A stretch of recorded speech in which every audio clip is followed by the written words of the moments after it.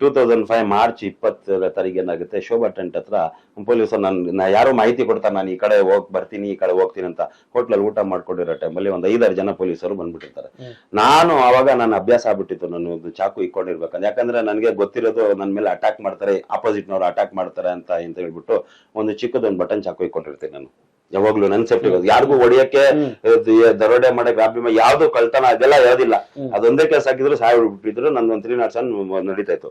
Warrant ಮಾಡ್ಕೊಂಡ್ಬಿಟ್ಟಿರ್ತಾನ, ಪ್ರೊಕ್ಲಮೇಶನ್ ಆಗಿರುತ್ತೋ ಇಲ್ಲ ಏನೋ ಒಂದ್ ಆಗಿರುತ್ತೆ. ಆ ಟೈಮಲ್ಲಿ ಪೊಲೀಸ್ ಅವರು ಬರ್ತಾರೆ, ಹಿಡಿಯೋದಕ್ಕೋಸ್ಕರ ಬರ್ತಾರೆ, ಇದ್ರ ರೋಲಿಂಗ್ ಶಟರ್ ಹಾಕೊಂತಾರೆ ಹೋಟ್ಲಲ್ಲಿ. ನಾನೇನ್ ಮಾಡ್ತೀನಿ, ಬಂದು ಪಕ್ಕದಲ್ಲಿ ಕುತ್ಕೊಂಡೆ ಸಿರಾಜ್ ನಡಿಯೋ ಅಂತ ಏನೋ ಹೇಳ್ತಾರೆ. ಆಯ್ತು, ಇವಾಗ ನಾನು ಹೋದ್ರೆ ಒಳಗಡೆ ಬಿಡ್ಸೋರು ಯಾರಿಲ್ಲ. ಫಸ್ಟ್ ಆಫ್ ಆಲ್ ಇವ್ರ ಕೈಗೆ ಸಿಕ್ಕಂಗ್ಬಿಟ್ರೆ ನನಗೆ ಕರೆಕ್ಟ್ ಆಗಿ ರಿಪೇರಿ ಕೊಡ್ತಾರೆ. ನನಗ್ ಗೊತ್ತು, ಸಕ್ಕತ್ತಾಗಿ ರಿಪೇರಿ ಕೊಡ್ತಾರೆ, ತಾಳಲಾರ್ದೆ ಹಂಗ್ ರಿಪೇರಿ ಕೊಡ್ತಾರೆ, ನನಗ್ ಗೊತ್ತು. ಆಮೇಲೆ ನನ್ಗೆ ಹೊಡಿತಾ ಇದ್ರೆ ನನ್ನ ಬಾಯಲ್ಲಿ ಕೋಪ ಏನಾದ್ರು ಬೈತಾ ಇರ್ತೀನಿ, ನನಗೆಲ್ಲ ಗೊತ್ತಿರುತ್ತೆ. ಅದನ್ನ ಹೇಳ್ಬಿಟ್ಟು ನಾನು ಹೆಂಗಾದ್ರೂ ಇವ್ರ ಕೈಯಿಂದ ಎಸ್ಕೇಪ್ ಆಗ್ಬೇಕಂತ ಹೇಳ್ಬಿಟ್ಟು ಚಮಚ ಏನ್ ಹೇಳೋದು, ಫೋರ್ಕ್, ಅದನ್ನ ತಗೊಂಡು ಅದೊಂದ್ ಕೈಯಲ್ಲಿ ಹಿಡ್ಕೊಂಡು ನಾನು ಎತ್ತಿ ಒಂದ್ ಚಾಕು ಇರ್ಬೋದು. 5 ಜನ ಯಾರಿದಾರೋ ಅವ್ರಿಗೆಲ್ಲ ಬೇಗ ಬಿತ್ತಿ ಕಡೆ ಚುಚ್ಬಿಡ್ತು. ಒಬ್ರಿಗೆ ಇಲ್ಲಿ, ಒಬ್ರು ಹೊಟ್ಟೆಗೆ, ಒಬ್ರಿಗೆ ಇಲ್ಲಿ ಎಲ್ಲ ಚುಚ್ಬಿಡ್ತೀನಿ. ತಕ್ಷಣ ಅವರು ಓಡ್ತಾರ ಅಲ್ಲಿಂದ. ರೋಲಿಂಗ್ ಶಟರ್ ಹಾಕಿರ್ತಾರೆ, ರೋಲಿಂಗ್ ಶಟರ್ ಎತ್ತೀನಿ. ಪಬ್ಲಿಕ್ ಅಲ್ಲೇ ಇರ್ತಲ್ಲ, ಅವರೆಲ್ಲ ಹಿಡ್ಕೊಂತಾರೆ. ಆ ಪಬ್ಲಿಕ್ 2-3 ಜನ ಯಾರೋ ಚುಚ್ಚಿರ್ತೀನಿ, ಬಿಟ್ಬಿಟ್ಟಿರ್ತಾರೆ. ಓಡ್ತೀನಿ ನಾನು.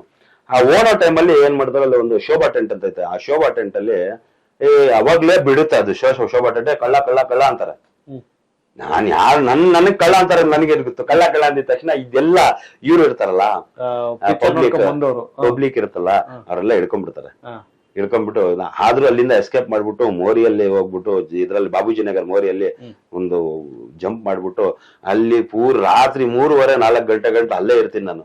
ಅವರೆಲ್ಲ ಎಲ್ಲೋ ಕವರ್ ಮಾಡಿರ್ತಾರೆ, ನನ್ಗೆ ಗೊತ್ತಿಲ್ಲ. ಎದ್ದು ಹೋಗಿ ಒಂದು ಬಿಲ್ಡಿಂಗ್ ಮೇಲೆ ಇರ್ತೀನಿ. ಅಲ್ಲಿ ಹೆಂಗು ನೋಡ್ಬಿಟ್ಟು ಹಿಡ್ಕೊಂಡು ಹೋಗ್ಬಿಡ್ತಾರೆ.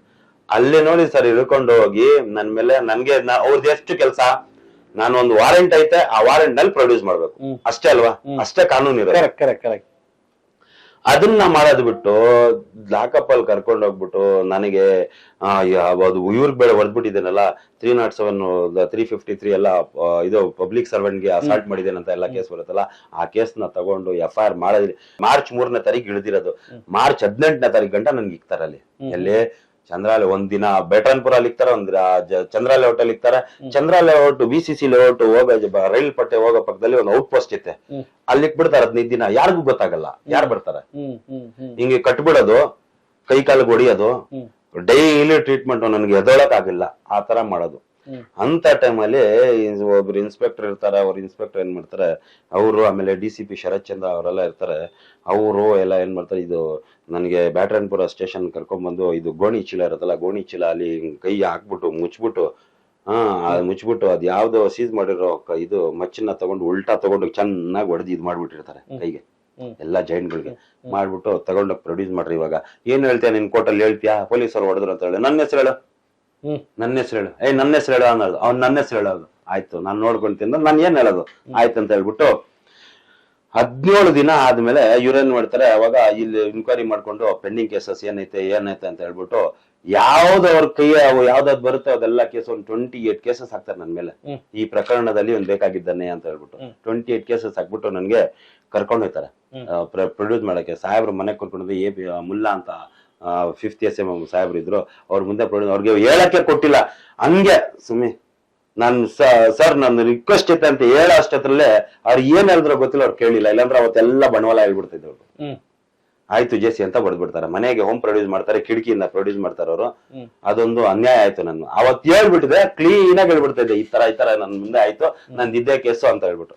ಆಯ್ತಾ, ಕರ್ಕೊಂಡ್ ಹೋಗ್ತಾರೆ, ಜೈಲ್ಗೆ ಹೋಗಿ ಹಾಕೋದು. 28 ಕೇಸ್ ಬಾಡಿ ವಾರೆಂಟ್ ಜೊತೆ ಇಕ್ಬಿಡ್ತಾರೆ ನನ್ಗೆ. ನಾನ್ ಮಾಡಿರೋದು ಎಷ್ಟು ಕೇಸು ನಿಮ್ ಪ್ರಕಾರ? ಒಂದು 307 ಮಸೀದಿ ಗಲಾಟೆ, ಒಂದು ಪೊಲೀಸ್ನವ್ರು ಹೊಡೆದಿರೋ 307. ಇಷ್ಟೇ ನಂದು ಸ್ಟೋರಿ, ಇಷ್ಟೇ ನಂದು ಇದು. 2005 ಮಾರ್ಚ್ ನಿಂದ 2011 ಫೆಬ್ರವರಿ ಗಂಟ ನಾನು ಜೈಲಲ್ಲೇ ಇರ್ತೀನಿ. ಎಷ್ಟು ವರ್ಷ ಆಯ್ತು? 5 ವರ್ಷ 6 ತಿಂಗಳು. ಗೊತ್ತಾಯ್ತಾ? 5 ವರ್ಷ 7 ತಿಂಗಳಾಗುತ್ತೆ. ಆ ಟೈಮ್ ನಲ್ಲಿ ಏನಾಗುತ್ತೆ ನನಗೆ ಒಂದಕ್ಕೊಂದು ಕೇಸ್ ಟ್ರಯಲ್ ನಡೀತಾ ಬೇಲ್ ಕೊಡೋರಿಲ್ಲ, ಇವಾಗ ಪೊಲೀಸರು ಹೊಡೆದಿದ್ದೀನಿ, ಯಾರು ಲಾಯರ್ಗೆ ದುಡ್ಡು ಕೊಡೋರಿಲ್ಲ. ಒಬ್ರು ಇನ್ನೂ ಇದಾರೆ, ಒಬ್ರು ಜಗದೀಶ್ ಅಂತ ಅಡ್ವೊಕೇಟ್ ಇದಾರೆ, BN ಜಗದೀಶ್ ಅಂತ, ಇವಾಗ SPP ಆಗಿದ್ದಾರೆ. ಅವರು ಬಹಳ ಒಳ್ಳೆ ಮನುಷ್ಯರು. ಅವರು ಹ್ಯೂಮನ್ ರೈಟ್ಸ್ ಕೆಲಸ ಮಾಡಿದಾರೆ. ಒಂದು ಮನುಷ್ಯತ್ವ ಅಂತ ಹೇಳಿದ್ರೆ ಒಂದು ಅಡ್ವೊಕೇಟ್ ಅಲ್ಲಿ ಒಂದ್ ಒಳ್ಳೆ ಕೆಲಸ ಮಾಡಿದಾರೆ. ಮಾಡಿರ್ಬೋದು, ನನ್ಗೋಸ್ಕರ ಅವ್ರು ಬಹಳ ಒಂದು ಹೀರೋ. ಅವ್ರು ನನ್ಗೋಸ್ಕರ ಎಷ್ಟು ಕೆಲಸ ಮಾಡಿದ್ರು, ₹1 ತಗೊಳ್ಳಿಲ್ಲ ಸರ್. ಅವರು ನನ್ನ ಕೇಸಸ್ಗೆ ಡಿಫೆಂಡ್ ಮಾಡಿದ್ರು. ಸುಮಾರು 10 ರಿಂದ 15 ಕೇಸ್ಗಳು ಅವರು ನನಗೆ ಅಕ್ವಿಟ್ ಮಾಡ್ಕೊಟ್ರು. ಅದರಲ್ಲಿ ಅವರು ₹1 ತಗೊಂಡಿಲ್ಲ. ನಿನ್ಗೆ ಏನ್ ಬೇಕೋ ಎಲ್ಲ ಸ್ಟೋರಿ ಗೊತ್ತು ಅವ್ರಿಗೆ, ನನಗೋಸ್ಕರ ಮಾಡ್ಕೊಟ್ರು. ಒಂದಿನ ಪ್ರಿನ್ಸಿಪಲ್ ಕೋರ್ಟ್ ಅಲ್ಲಿ ಒಂದು ಕೆಂಪರಾಜು ಅಂತ ಅವರು ಒಂದು ಜಡ್ಜ್ ಇರ್ತಾರೆ. ಅವ್ರ ಮುಂದೆ ಹೋಗ್ತಿ, ಇದೇ 307 ನಡೆಯುತ್ತೆ. ಅವತ್ತು ಏನ್ ಹೇಳ್ತಾರೆ, ಇವ್ನ್ ಪೊಲೀಸ್ ಅವ್ರಿಗೆ ಹೊಡೆದವನೆ, ಇವ್ನ್ ನಾಳೆ ನಿಮ್ಗೆ ಹೊಡಿತಾನೆ, ನಮ್ಗೆ ಹೊಡಿತಾನೆ, ಇವನ್ಗೆ ಬಿಡೋದಿಲ್ಲ, ಕನ್ವಿಕ್ಷನ್ ಕೊಡ್ಬೇಕು ಎಲ್ಲ ಅವರೆಲ್ಲ ಹೇಳಿರ್ತಾರಲ್ಲ ಪೊಲೀಸರು, ಟ್ರಯಲ್ ಎಲ್ಲ ಆದ್ಮೇಲೆ. ಅಂತ ಟೈಮಲ್ಲಿ ಅದಕ್ಕಿಂತ ಮುಂಚೆ ಜಡ್ಜ್ಮೆಂಟ್ ಹೋಗಕ್ಕಿಂತ ಮುಂಚೆ ನಾನು ಮಾಡ್ತೀನಿ, ಹೆಂಗ್ ಒಂದೊಂದ್ ಕೇಸಲ್ಲಿ ಕನ್ವಿಕ್ಷನ್ ಆಗ್ತಾ ಇರುತ್ತೆ. ನನ್ಗೆ ಟ್ರಯಲ್ ನಡೆಸೋರು ಯಾರಿಲ್ಲ, ಜಗದೀಶ್ ಅವ್ರು ಆಮೇಲೆ ಬಂದಿದ್ದು. ಅದಕ್ಕಿಂತ ಮುಂಚೆ ಜಡ್ಜ್ ಇದು ಕೋರ್ಟ್ ಅಲ್ಲಿ ನನ್ಗೆ ಸ್ಟ್ಯಾಂಡಿಂಗ್ ಕೌನ್ಸಿಲ್ ಕೊಡ್ತಾರೆ. ಸ್ಟ್ಯಾಂಡಿಂಗ್ ಕೌನ್ಸಿಲ್ ಅವರು ಯಾವಾಗ ಬರ್ತಾರೋ, ಯಾವಾಗ ಹೋಗ್ತಾರೋ, ಏನ್ ಟ್ರಯಲ್ ನಡೆಸ್ತಾರೋ ಏನು ಗೊತ್ತಿಲ್ಲ.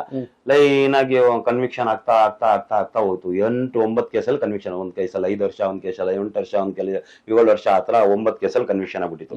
ನಮ್ಮ ವಿಜಯವಾಹಿನಿ ನ್ಯೂಸ್ ಚಾನೆಲ್ನಲ್ಲಿ ಪ್ರಮೋಷನ್, ಜಾಹೀರಾತು, ಅಡ್ವರ್ಟೈಸ್ಮೆಂಟ್ ನೀಡಲು ಸಂಪರ್ಕಿಸಿ 9535808456.